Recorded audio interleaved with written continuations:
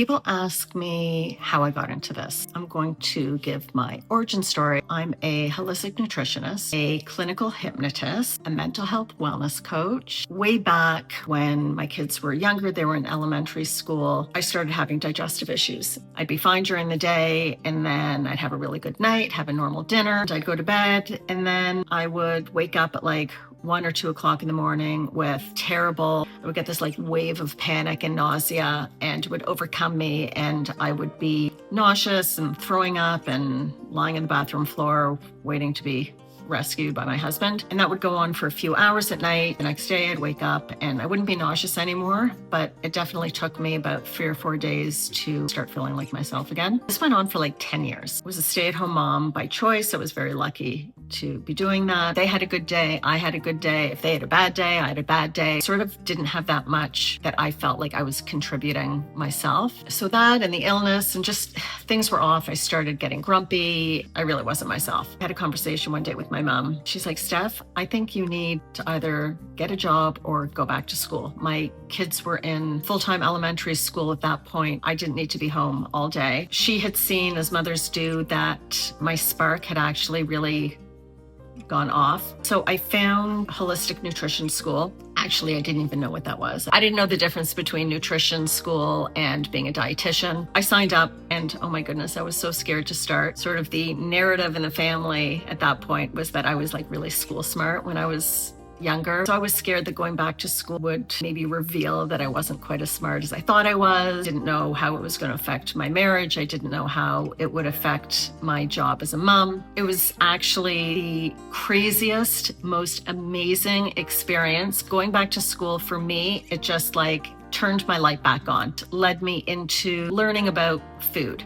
In the background, I'm still dealing with these digestive issues, having, every single test under the sun. We still didn't come up with a diagnosis. At one point, I finally went to some doctor who, he was actually introduced to me as like Dr. House. He was like the Sherlock Holmes of doctors, and he would figure out what exactly is going on. After all of those tests, he actually called me in and I was excited to get some diagnosis. Basically, he said, everything's fine, or I don't see anything actually wrong with you. You don't have a brain tumor in your nausea center. You don't have celiac. You don't have any number of things that I was tested for. He recommended that I go to a clinic that helps you manage long-term pain. Honestly, that just felt like a kick in the gut because I was like, if this guy can't figure out what's wrong with me, I'm going to be sick forever. I was really upset. I wasn't emotionally ready to just decide that, yeah, I'm going to live with this and this is how I'm going to live with it. I learned about the concept of food being medicine. And that was an interesting concept. I had a relatively sensitive stomach, I have lactose intolerance, but I didn't even connect the two. We go out for dinner and that drive home with a stomach ache and hope we don't get any red lights. That was just,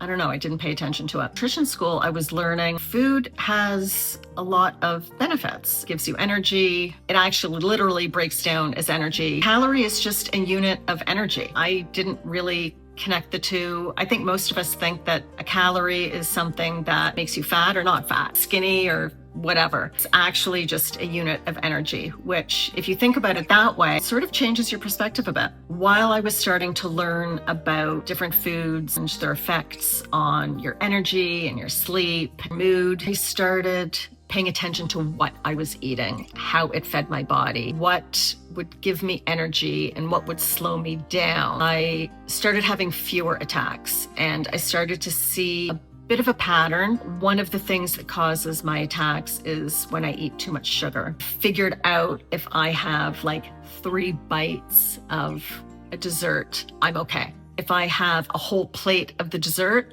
I'm going to be nauseous when I go to bed that night. It might look like I've got this strict willpower-y thing, but it's self-preservation. If you look at the foods that you eat as that, it's a lot easier. You're not depriving yourself of foods. You're feeding yourself the foods that you will feel the best on. And that's really what the goal is. The other thing that shifted in me was I decided that I was spending all of my time trying to figure out what was wrong. I was diarizing everything and I was running to doctors and getting tests, and every time we would look at something, we would find a cyst and there would be that whole thing. And, it was a lot. So I got to a point where I was like, you know what? I am sick of living sick. And what that means is I wasn't really in control that much of when I would get sick, but it was in between the sick, how I was living, that I was in control of. And I decided that instead of spending all of my good days chasing a diagnosis, trying to figure out how to prevent the next bad day, instead I was going to spend my good days just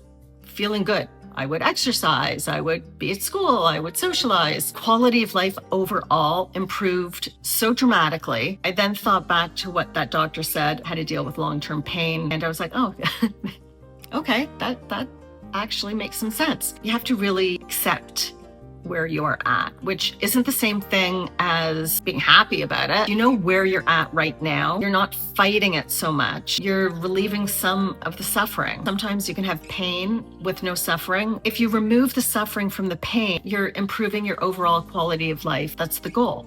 Do I still get sick? Sometimes. I finally got a diagnosis. My family doctor determined that I was suffering from something called abdominal migraine. Once I knew that this was abdominal migraine, I now have a medication that I can take at the beginning to sort of head it off. The other thing is that I know the pattern. I don't have the panic anymore. I'm not suggesting that everybody ignore whatever their pain is, because pain is a messenger and it's telling you something isn't right. But I had investigated. Once I got to that point, I was actually able to just sort of accept it.